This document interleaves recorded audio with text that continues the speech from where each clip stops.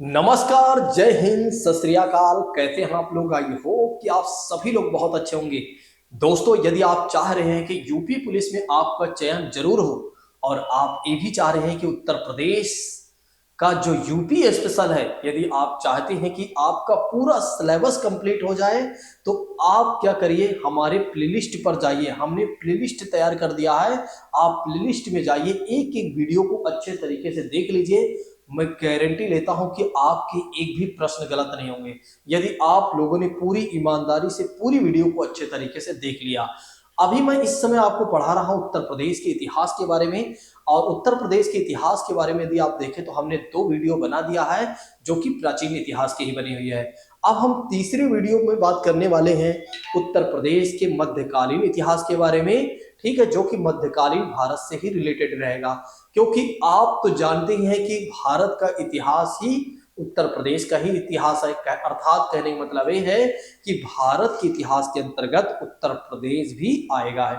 ठीक है, तो आइए हम बात करते हैं मध्यकालीन भारत के बारे में, या मध्यकालीन उत्तर प्रदेश के इतिहास के बारे में।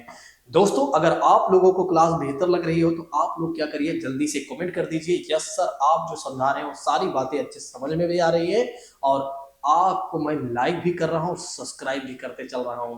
चलिए आइए अब प्रारंभ करते हैं, बिना किसी और बात की चर्चा करते हुए सीधा आते हैं अपने पॉइंट पर। जैसा कि बात करते हैं, आगरा की स्थापना सुल्तान सिकंदर लोदी ने 1504 में किया था।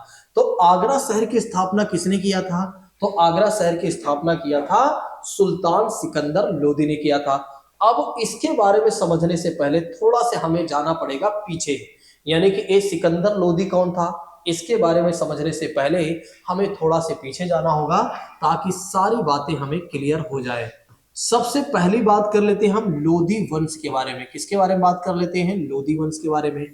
तो लोधी वंश के बारे में यदि हम बात करते हैं, तो लोधी वंश का संस्थापक कौन था? तो लोधी वंश के संस्थापक की बात करते हैं, तो इसका जो संस्थापक था ना दोस्तों, वो था बहलोल लोधी था। कौन था? तो बहलोल लोधी के बारे में बात करते हैं। तो बहलोल लोधी की बात करते हैं, तो बहलोल लोधी जो था वो लोधी वंश का संस्थापक था। कौन था? तो लोधी वंश का संस्थापक कौन था? तो बहलोल लोधी था।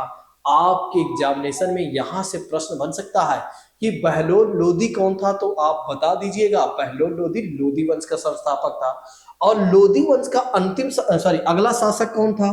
तो लोधी वंश का अगला शासक था, इसके बाद सिकंदर लोधी की बात करते हैं। तो इसके बाद जो लोधी वंश का शासक बना हुआ था, वो बना हुआ था सिकंदर लोधी बना था। और इस सिकंदर लोधी के बारे में बात करते हैं, तो इस वंश का एक महान शासक था, और इसने क्या किया था? आगरा शहर की स्थापना किया था, जो कि आगरा कहां पर है? उत्तर प्रदेश में है। तो आगरा शहर की स्थापना किसने किया था? इसने ही किया था। और जब इसने आगरा शहर की स्थापना किया, तो आगरा शहर को ही अपना राजधानी बना लिया। तो इसने आगरा शहर को अपनी राजधानी भी बनाया। तो इसने आगरा शहर की अपनी राजधानी के भी बारे में बात करते हैं। ठीक है, तो इसने राजधानी भी बनाई थी दोस्तों। और इतना ही नहीं, ये जो सिकंदर लोधी है ना, इसके बारे में यदि हम बात करते हैं, तो भूमि को मापने के लिए एक पैमाने की शुरुआत किया था, वो था गज ए सिकंदरी। आपके एग्जामिनेशन में कई बार एक प्रश्न बनता है कि गज ए सिकंदरी क्या था, या गज ए सिकंदरी को इस पैमाने की शुरुआत किसने किया था? तो सिकंदर लोधी ने ही किया था। किस लिए? भूमि को मापने के लिए। मतलब जैसे आज होता है ना, लैंड को मापने के लिए, लैंड को मापने के लिए गज फुट ये सब सारी चीजें चलती है ना, उस समय गज ए सिकंदरी की स्थापना किया था, या गज ए सिकंदरी नामक पैमाने की शुरुआत किया था सिकंदर लोधी ने किया था। सिकंदर लोधी के बाद क्या होता है? लोधी वंश का अगला शासक कौन बनेगा? तो लोधी वंश का अगला शासक बनेगा इब्राहिम लोधी बनेगा। कौन बनेगा? तो इब्राहिम लोधी की बात करते हैं। कौन बनता है? तो इब्राहिम लोधी। तो अगला शासक कौन बनता है? इब्राहिम लोधी की बात करते हैं। और लोधी वंश का अंतिम शासक यही होगा। कौन? इब्राहिम लोधी ही होगा। दरअसल ये जो इब्राहिम लोधी था ना, ये बड़ा ही दुष्ट किस्म का व्यक्ति था। इससे बहुत सारे लोग बड़े ही दुखी थे। यानी कि भारत के जो राजा थे, ठीक है, जो रजवाड़ों की बात करते हैं, तो या महाराजाओं की बात करते हैं, तो काफी ज्यादा दुखी थे, जिसमें से एक राणा सांगा भी थे। ठीक है, और इन लोगों ने, राणा सांगा और कई राजाओं ने क्या किया कि इब्राहिम लोधी से दुखी होकर बाबर को क्या करते हैं, अपने राज्य में बुलाते हैं, बोलते हैं, बाबर से कहते हैं, इनविटेशन देते हैं कि बाबर तुम यहाँ आओ, ठीक है, और इस इब्राहिम लोदी को हराओ और तुम्हें जितना भी धन चाहिए यहाँ से या जो कुछ भी चाहिए तो इसको हराकर यहाँ से ले जाओ, ठीक है। तो फिर क्या होता है, बाबर आता है, भारत पर आक्रमण करता है, और भारत में कहां पर आक्रमण करता है, तो पानीपत में आक्रमण करता है। तो पानीपत की पहली लड़ाई से कहा जाता है, किस क्या कहा जाता है, पानीपत की पहली लड़ाई की बात करते हैं। ये मैं क्यों बताते चल रहा हूं अभी, क्योंकि अभी मैं आपको इसलिए बता दे रहा हूं बहुत सारी चीजें, क्योंकि आगे मैं आपको बहुत कुछ बताने वाला हूं, ठीक है, उत्तर प्रदेश के रिलेटेड, उत्तर प्रदेश से संबंधित। तो पानीपत की पहली जो लड़ाई होती है वो होती है दोस्तों 21 अप्रैल 1526 को। कब होती है, तो 21 अप्रैल की बात करते हैं। तो 21 अप्रैल 1526 को क्या होता है, पानीपत की पहली लड़ाई होती है। और पानीपत की जो पहली लड़ाई होती है एक किसके बीच में होती है, तो लोदी वंश के अंतिम शासक कौन होता है, इब्राहिम लोदी, और वर्सेस बाबर के बीच में होता है। किसके बीच में होता है, बाबर के बीच में होता है। तो बाबर ने ही पानीपत पे चढ़ाई किया था, या कह सकते हैं आक्रमण किया था, जिसे पानीपत की पहली लड़ाई कही गई। तो बाबर क्या होता है, काफी ज्यादा ताकतवर होता है, क्योंकि इसके पास क्या होता है, गोला बारूद बम सब होता है, और एक क्या करता है, इब्राहिम लोदी को हरा देता है। तो इब्राहिम लोदी जो होता है पानीपत की पहली लड़ाई हार जाता है, और ये मारा भी जाता है, ठीक है, ये मारा भी जाता है। और पहला ऐसा कह सकते हैं दिल्ली का जो शासक होता है वो एक तरह से इस तरह की लड़ाई में मारा गया, ठीक है, इसके बारे में आप बाद में बताऊंगा। तो ये जो बाबर होता है ना, ये पानीपत की पहली लड़ाई करता है 21 अप्रैल 1526 की बात करते हैं। तो उसके बाद क्या होता है, बाबर क्या करता है, कुछ समय तक यहाँ पर भारत में रहता है। तो बाबर से पूछा जाता है कि भैया यहाँ कब तक आप रहेंगे, आपने जिस काम के लिए आपको बुलाया गया था काम पूरा हो गया, आपको जो कुछ भी चाहिए आप लेकर यहाँ से जाइए। तो बाबर क्या कहता है कि हम क्यों यहाँ से जाएं, क्योंकि यहाँ पर तो हमें अच्छा लग रहा है, ठीक है। तो बाबर क्या करता है, बाबर क्या करता है दोस्तों, बाबर के बारे में बात करते हैं। तो बाबर क्या करता है, यहीं पर रुक जाता है, और इसने क्या किया, फिर मुगल वंश की स्थापना किया, यानी कि मुगल वंश का इस संस्थापक बन जाता है। तो कई बार हमारे एग्जामिनेशन में प्रश्न ये बन जाता है कि मुगल वंश का संस्थापक कौन था, तो बाबर ही था, क्योंकि बाबर ने इब्राहिम लोदी को हराकर स्वयं एक तरह से शासन करना शुरू कर दिया। अब इस कहानी पर हम बाद में आएंगे, लेकिन हमारी कहानी जो थी यहां जानने वाली थी, क्योंकि हम यहां पर थे कि आगरा शहर की स्थापना किसने किया था, तो आगरा शहर की स्थापना किया था सिकंदर लोदी ने। अभी ये सारी चीजें आएंगी, इसलिए मैंने थोड़ा से पहले ही बता दिया है बहुत सारी चीजें, ठीक है, क्योंकि फिर बाद में मुझे समझाना होगा, तो फिर उस समय दोबारा मुझे रील को काटना नहीं पड़ेगा, एक ही रील में समझा देना होगा। तो आगरा शहर की स्थापना किसने किया था, तो सिकंदर लोदी ने किया था। कब किया था, 1504 में।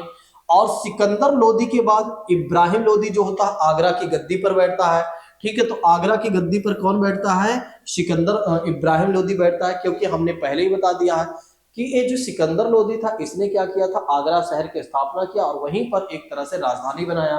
तो फिर अगला शासक जो होगा इब्राहिम लोदी, वो आगरा की ही गद्दी पर बैठेगा। तो फिर क्या होता है, बाबर की बात करते हैं। तो बाबर क्या करता है, 21 अप्रैल 1526 को पानीपत का युद्ध लड़ता है, और जिसमें क्या होता है, इसको हरा देता है, किसे, इब्राहिम लोदी को हरा देता है, और मुगल साम्राज्य की स्थापना कर देता है। देखिए अभी मैंने आपको जो बताया था वो बातें यहाँ पर आ गई कि मुगल साम्राज्य की स्थापना किसने किया था, तो बाबर ने किया था। अब नेक्स्ट बात करते हैं, अब मुगलों का काल चलेगा। दिल्ली सल्तनत पूरी तरीके से खत्म हो चुका है।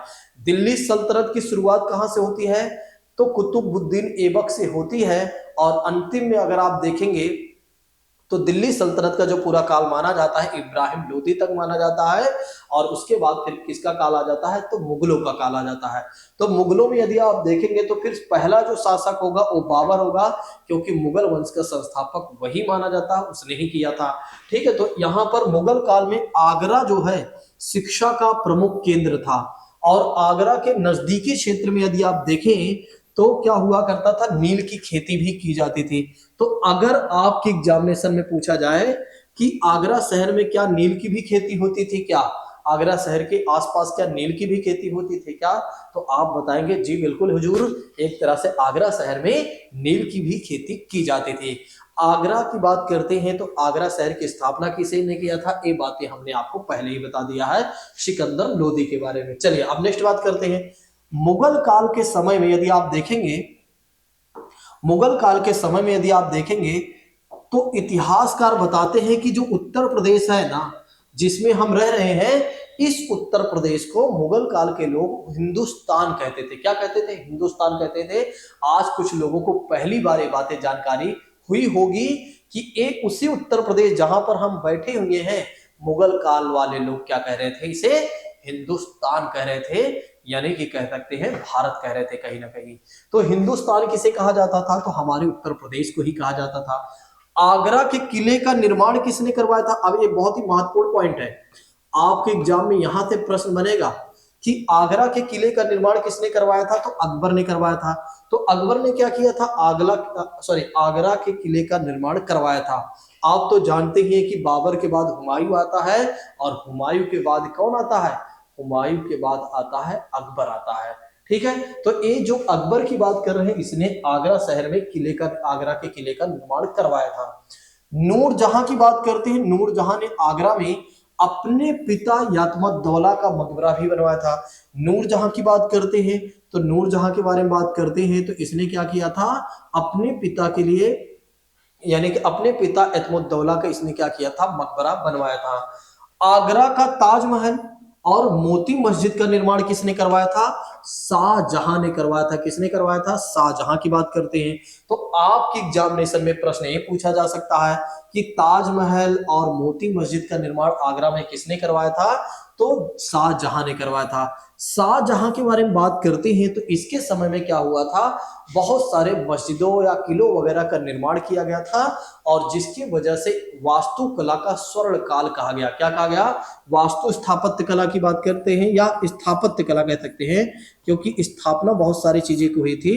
तो स्थापत्य कला की बात करते हैं, तो इसके काल को क्या कहा गया है? स्वर्ण काल कहा गया है, क्योंकि इसके समय में बहुत सारी चीजें, मस्जिदों वगैरह का निर्माण किया गया था, इसलिए स्वर्ण काल भी कहा गया है इसके समय को, स्थापत्य कला का।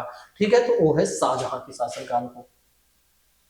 आगरा के दीवाने ए आम और दीवाने ए खास का निर्माण किसने करवाया था? अकबर ने करवाया था। ए दीवाने ए आम क्या था और दीवाने ए खास क्या था? दरअसल क्या था? अकबर जो था वो राजा ही था, वो तो आप जानते ही हैं। तो अकबर के दीवाने आम में क्या हुआ करता था? वे लोग रहा करते थे जो एक तरह से जनरल लोग हुआ करते थे, जो राजा को सहायता वगैरह, थोड़ा बहुत सलाह वगैरह देते थे, या किसी खास वैसे छोटी मोटी चीजों पर बातचीत करनी होती थी। तो दीवाने ए आम में क्या होता था? जन या लोग बैठते थे और अकबर उनकी समस्याओं को सुनता था, और जैसा भी होता था उसको सुलटाने का प्रयास करता था। दीवाने खास में क्या हुआ करता था? वे लोग राजा के साथ बैठते थे जो काफी महत्वपूर्ण हुआ करते थे, जो राजा के निर्णय में कहीं ना कहीं सहायता और सलाह देते थे। तो ये जो था दीवाने खास था। तो दीवाने खास में खास लोग बैठते थे, दीवाने आम में दीवाने कह सकते आम लोग बैठते थे, और जिसका निर्माण किसने करवाया था? अकबर ने करवाया था। 12वीं शताब्दी के अंत में कुतुबुद्दीन ऐबक ने कालपी, जो कि जालौन जिला है, को दिल्ली सल्तनत का अंग बना लिया था। तो एक जो हमारा कालपी शहर है उत्तर प्रदेश का, या जालौन जिला जो है आज का, अगर आप देखें तो इसको दिल्ली सल्तनत में मिला लिया था। किसने? कुतुबुद्दीन ऐबक ने। एक कुतुबुद्दीन ऐबक कौन था? तो ये मोहम्मद गोरी का गुलाम था, जिसने क्या किया था? गुलाम वंश की स्थापना किया था। तो गुलाम वंश की स्थापना किसने किया था? कुतुबुद्दीन ऐबक ने ही। इसने ही कुतुब मीनार के भी निर्माण के को शुरू करवाया था, लेकिन अचानक इसकी मृत्यु हो जाती है, तो उसको कंप्लीट कौन करवाता है? तो इल्तुतमिश करवाता है। ठीक है, तो ये आप ध्यान रखिएगा कि कुतुबुद्दीन ऐबक कौन था? तो कुतुबुद्दीन ऐबक जो था वो मोहम्मद गोरी का गुलाम था। ठीक है, बात समझ में आ रही है नहीं? तो इसने क्या किया था? जालौन यानी कि कालपी की बात करते हैं, इसको दिल्ली सल्तनत में मिला लिया था। अगर अकबर के दरबार में यदि आप देखें, तो अकबर के दौरान में 9 रत्न रहा करते थे। कितने रत्न? तो 9 रत्न रहा करते थे, और 9 रत्नों में से यदि आप देखें तो बीरबल और टोडरमल, ये दोनों ही उत्तर प्रदेश से संबंधित थे। आपके एग्जामिनेशन में यहां से प्रश्न बन सकता है कि अकबर के दरबार में उत्तर प्रदेश के अकबर के दरबार में 9 रत्नों में से 2 वे रत्न कौन से थे जो उत्तर प्रदेश से ही संबंधित थे? एक थे बीरबल और दूसरे थे टोडरमल की बात करते हैं। ये जो बीरबल है ना, इनके बचपन का नाम क्या था? आपके एग्जाम में ये भी पूछा जाता है। तो इनके बचपन का नाम था महेश दास। क्या था। इनके बचपन के नाम की बात करते हैं तो इनके बचपन का नाम था महेश दास, और इन्हें राजा की भी उपाधि दी गई थी। अब आप बताइए कि राजा की उपाधि किसने दिया होगा। तो राजा की उपाधि दिया है अकबर ने दिया था, क्योंकि अकबर का खास मित्र की बात करते हैं और सबसे विश्वासी मित्र के तौर पर यदि आप देखें तो बीरबल ही थे, जो कि एक तरह से अकबर के हर कामों को कहीं ना कहीं आसान बना देते थे। अर्थात कहने का मतलब यही है कि अकबर के हर कठिन काम को सरल बनाने में अगर कोई मुख्य भूमिका निभाता था तो वो निभाते थे बीरबल। और बीरबल और अकबर की कहानी आपने बचपन में सुना ही होगा, और नहीं सुना है तो एक बार इंटरनेट पे डालिए, आपको सारी चीजें आ जाएंगी, आप वहां से पढ़ लेंगे। ठीक है, चलिए आगे बढ़ लेते हैं इसी के साथ। अब नेक्स्ट बात करते हैं, अकबर के 9 रत्नों में बीरबल कालपी से संबंध रखते थे, और यहां से बीरबल का रंग महल और मुगल काल के टकसाल के अवशेष प्राप्त हुए हैं, यानी कि एविडेंस मिले हुए हैं।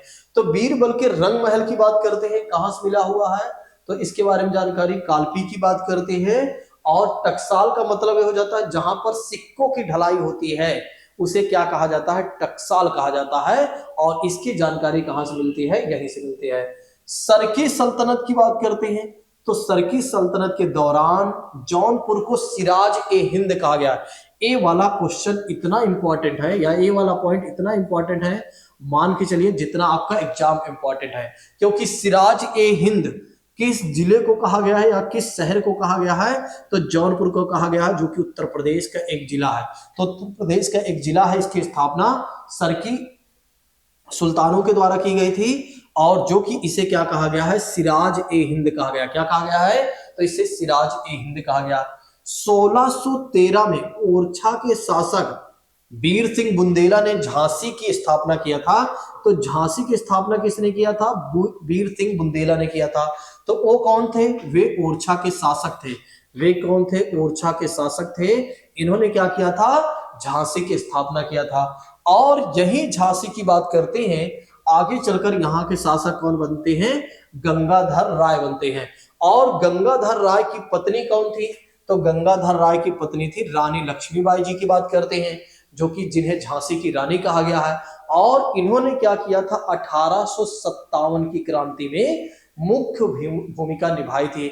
1857 की जो क्रांति हुई थी वो अंग्रेजों के खिलाफ हुई थी, और जिसमें मंगल पांडे जी को फांसी हुई थी 8 अप्रैल 1857 को, जिसके बारे में मैं आगे आपको पढ़ाऊंगा। लेकिन आप ये जरूर ध्यान रखिएगा कि झांसी रानी जी की लक्ष्मीबाई रानी की झांसी की बात करते हैं तो इन्होंने 1857 की क्रांति में मुख्य भूमिका निभाई थी, और लड़ते हुए अंग्रेजों से या अंग्रेजों के विरुद्ध संघर्ष करते हुए इन्हें वीर गति की प्राप्ति हुई थी। ठीक है, तो ये बातें तो आप समझ ही गए होंगे।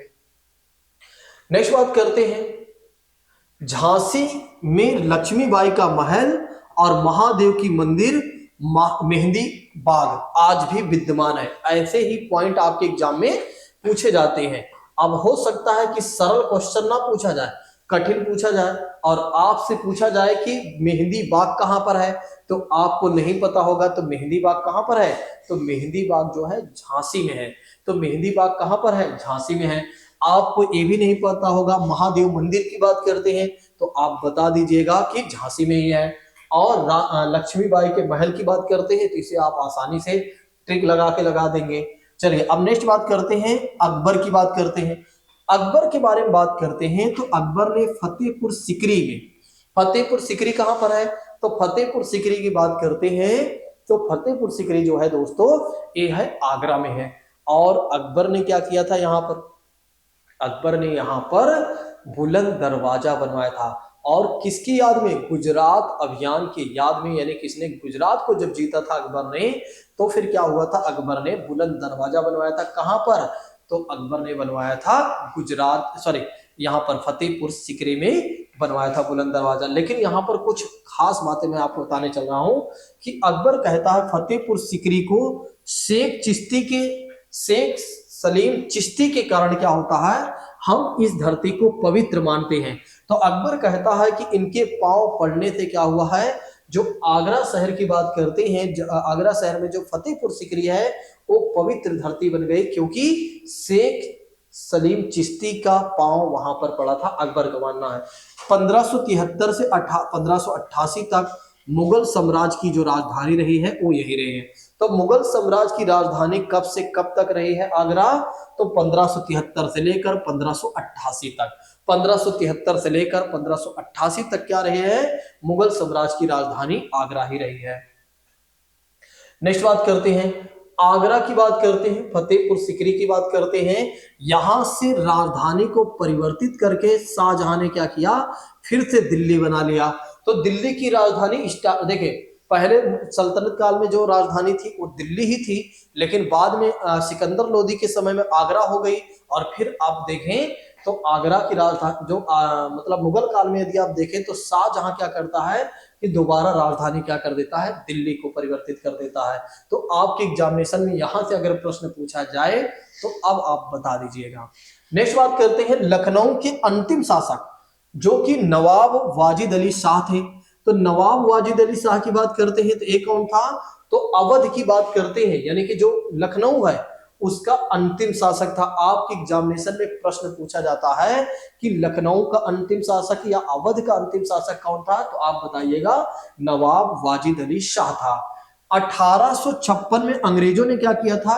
इसे पद से हटा दिया था, यानी कि पदच्युत कर दिया था। इसको पद से हटाकर अवध को ब्रिटिश साम्राज्य में मिला लिया था। तो अंग्रेजों की बात करते हैं, अंग्रेजों ने इसे 1856 में इसके पद से हटाकर, यानी कि नवाब के पद से हटाकर अंग्रेज क्या करते हैं? अवध साम्राज्य को अपने राज्य में मिला लेते हैं, यानी कि अपने साम्राज्य में मिला लेते हैं। कुशासन, यानी कि कह सकते हैं कुशासन का आरोप लगाया जाता है कि एक अच्छा शासक नहीं है, सही से शासन नहीं कर पा रहा अवध पर, इसलिए अंग्रेज क्या करते हैं? इसको पद से हटाकर स्वयं अवध को अपने साम्राज्य में मिला लेते हैं। नेक्स्ट बात करते हैं, सिकंदरा में मुगल सम्राट अकबर ने अकबर मकबरा बनवाया था, जिसे अकबर ने अपना मकबरा बनवाया था, जिसे 1613 में सम्राट जहांगीर ने क्या किया था? पूर्ण करवाया था। तो जहांगीर की बात करते हैं, इसके समय में पेंटिंग बहुत ज्यादा हुआ करती थी। जहांगीर इतना बड़ा पेंटर था, समझ लो चित्रकला, इतना बढ़िया चित्र करता था कि वो ये बता सकता था किस कारीगर ने किस पेंटिंग में आंख बनाया है, हाथ बनाया है, किसका क्या इस्तेमाल किया है। इसलिए पेंटिंग काल को, यानी कि चित्रकला को स्वर्ण काल कहा गया है। मतलब चित्रकाल, जो चित्रकला की बात करते हैं उसकी काफी ज्यादा यहाँ पर एक तरह से ध्यान दिया जाता है। इसकी वजह से इसके काल को क्या कहा गया था? स्वर्ण काल कहा गया था चित्रकला का। जैसे स्थापत्य कला का स्वर्ण काल शाहजहां के काल को कहा गया था, वैसे चित्रकला के स्वर्ण काल किसके काल को कहा गया है? तो जहांगीर के काल को कहा गया। ठीक है, इसने क्या किया था? अकबर के मकबरे को पूर्ण करवाया था। नेक्स्ट बात कर लेते हैं, जौनपुर की स्थापना किसने किया था? फिरोज शाह तुगलक की बात करते हैं। ये फिरोज शाह तुगलक कौन था? तो दरअसल अगर आप देखें तो फिरोज शाह तुगलक जो था, तुगलक वंश का जो शासक था मोहम्मद बिन तुगलक का चाचा का लड़का था। तो उसके चाचा का लड़का कौन था? फिरोज शाह तुगलक था। ये फिरोज शाह तुगलक ने क्या किया था? जौनपुर की स्थापना किया था। इसके बारे में एक और बात बता देता हूं, ब्राह्मणों पर जजिया कर लगाने वाला पहला शासक यही था। तो ब्राह्मणों पर जजिया कर लगाने वाला पहला शासक कौन था? तो ब्राह्मणों पर जजिया कर लगाने वाला फिरोज शाह तुगलक ही था। ब्राह्मणों पर जजिया कर इसने इसलिए लगा दिया था क्योंकि ये मानता था किसी को नहीं छोड़ना, सबको टैक्स देना है। ठीक है, तो गैर मुस्लिमों पर लगने वाला जो टैक्स था वो था जजिया कर। जजिया कर से तात्पर्य हो जाता है कि जिस शहर में मुस्लिमों का शासन है, अगर दूसरे धर्म के लोगों को वहां पर रहना है तो उसे जजिया टैक्स देना पड़ता था। ये वही जजिया टैक्स है जिसने ब्राह्मणों पर भी जजिया कर लगा दिया था। पहले क्या था कि ब्राह्मणों पर जजिया कर नहीं लगाया जाता था क्योंकि वे विद्वान थे, पढ़े लिखे थे, इसलिए उनके ऊपर यह टैक्स नहीं लगाया जाता था। लेकिन फिरोज शाह तुगलक जब आता है तो ये क्या करता है? ब्राह्मणों पर भी जजिया कर लगा देता है। ठीक है, ऐसा करने वाला ये पहला शासक था। तो जौनपुर शहर की भी स्थापना किया था। जौनपुर की जामा मस्जिद की बात करते हैं, लाल दरवाजा की बात करते हैं, तो इसका निर्माण किसने करवाया था? हुसैन शाह सरकी ने करवाया था। तो जौनपुर की जामा मस्जिद, लाल दरवाजा की बात करते हैं तो इसका स्थापना किसने किया था? तो इसकी स्थापना किया था हुसैन शाह सरकी ने किया था। जौनपुर की अटाला मस्जिद, 100% क्वेश्चन तो बनेगा बनेगा, लिख लीजिए। ठीक है, तो जौनपुर के अटाला मस्जिद की बात करते हैं, जौनपुर के अटाला मस्जिद और झाजरी मस्जिद की बात करते हैं। इसका निर्माण किसने करवाया था? इब्राहिम शाह सरकी ने करवाया था। ध्यान रखिएगा, इब्राहिम शाह अलग है, इब्राहिम लोदी अलग है। तो आपसे शाह पूछा जाएगा, वहां पर इब्राहिम लोदी भी ऑप्शन में आएगा, नहीं खट्टा से आप क्या करें, इब्राहिम लोदी को लगाकर आ जाए। ठीक है, थोड़ा समझ कर लगाइएगा, क्वेश्चन को पढ़कर, बिना पढ़े क्वेश्चन को मत लगाइएगा कि जौनपुर के अटाला मस्जिद और झजरी मस्जिद का निर्माण किसने करवाया था? तो इब्राहिम शाह सरकी ने करवाया था। बदायूं की जामा मस्जिद का निर्माण इल्तुतमिश ने करवाया था। ये इल्तुतमिश कौन था? तो ये सल्तनत, दिल्ली सल्तनत का यदि आप देखें तो वास्तविक संस्थापक था, क्योंकि कुतुबुद्दीन ऐबक का एक गुलाम था। जब कुतुबुद्दीन ऐबक की मृत्यु हो जाती है तो दिल्ली सल्तनत पर कब्जा किसका हो जाता है? तो इल्तुतमिश का हो जाता, जिसने क्या किया था? कुतुब मीनार के निर्माण को पूरा करवाया था। ठीक है, इसने क्या किया था? बदायूं में जामा मस्जिद का निर्माण करवाया था। चलिए नेक्स्ट बात कर लेते हैं। 1707 में औरंगजेब की मृत्यु हो जाती है और 1757 की बात करते हैं, यानी 1707 से 1757 की बात करते हैं। तो वर्तमान मतलब इस समय तक उत्तर प्रदेश में 5 स्वतंत्र राज्य स्थापित हो चुके थे। ठीक है, जब प्लासी का युद्ध होना था, देखिए जब औरंगजेब की मृत्यु होती है ना, तो बहुत सारे राज्य जो होते हैं वे स्वतंत्र हो जाते हैं, क्योंकि मुगलों के अधीन बहुत सारे राज्य होते हैं। और जब औरंगजेब की मृत्यु हो जाती है, सब हैप्पी हो जाते हैं, सब कहते हैं अब तो जाने का समय आ गया है, यानी कि अब स्वतंत्र होने का समय आ गया है। तो कहीं ना कहीं यदि आप देखें तो औरंगजेब की मृत्यु के बाद क्या होता है कि 5 राज्य अपने आप में स्वतंत्र हो जाते हैं। दोस्तों, अगर आप देखें तो हमने मीडियल हिस्ट्री यहां तक आपको बता दिया है। अब मैं थोड़ा से अगली वाली क्लास में आपको क्या बताऊंगा, औरंगजेब की कहानी से सारी बातें बताऊंगा। यहां तक यदि आप देखें तो हमारी बातचीत हो चुकी है। अब हम नेक्स्ट वाली क्लास में, यानी कि अटाला मस्जिद और बदायूं की जामा मस्जिद तक हमारी बातचीत हो चुकी है। आइए अब हम थोड़ा से अपनी अगली क्लास में बात करते हैं कि औरंगजेब की कहानी से कहां पर क्या चीजें होती हैं। तो अगर आप देखें तो अभी तक हमने आपको 3 से 4 वीडियो शेयर कर दिया है। जिन लोगों ने उत्तर प्रदेश की इतिहास वाली सीरीज को नहीं देखा हुआ है, वे लोग क्या करेंगे, इस सीरीज को जरूर देख लेंगे। आज की क्लास को हम यहीं पर स्थगित करते हैं। हम मिलते हैं अपने नेक्स्ट वाले क्लास में। Thank you so much. जय हिंद दोस्तों, टेक केयर ऑफ यू।